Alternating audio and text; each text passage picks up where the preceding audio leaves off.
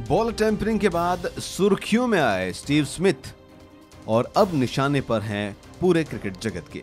और इस मामले में अब दादा यानी कि सौरव गांगुली ने भी तंज कसते हुए स्मिथ को कहा है कि स्मिथ का सचमुच में ब्रेन फेड हो गया था।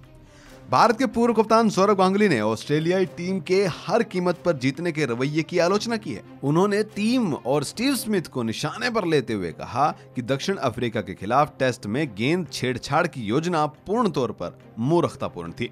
गांगुली ने कहा, स्टीव स्मिथ को गेंद से छेड़छाड़ की जरूरत नहीं थी। मुझे लगता है कि स्टीव स्मिथ या डेविड वार्नर या बेनक्रॉफ्ट ने जो कुछ भी किया वो पूर्ण रूप से बेवकूफाना है।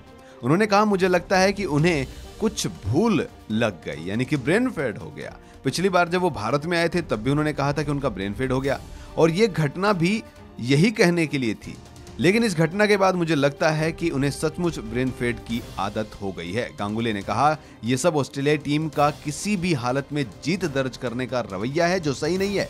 ऑस्ट्रेलिया इसी तरह से क्रिकेट खेलती रही है।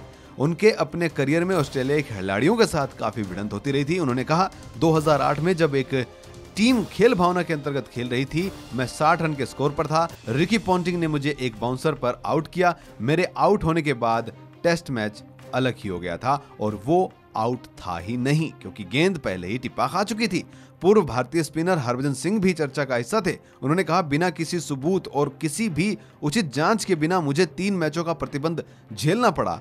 आप यहां देखिए, बेनक्रॉफ्ट ने गेंद से छेड़छाड़ की है और उन्हें केवल 75% जुर्माना ही दिया जा रहा है। स्मिथ और बेनक्रॉफ्ट दोनों को कड़ी सजा मिलनी चाहिए। मैं ये नहीं कहूंगा कि 6 महीने आजीवन प्रतिबंध लगे, कम से कम 2 या 3 मैचों का प्रतिबंध तो उन पर लगना चाहिए।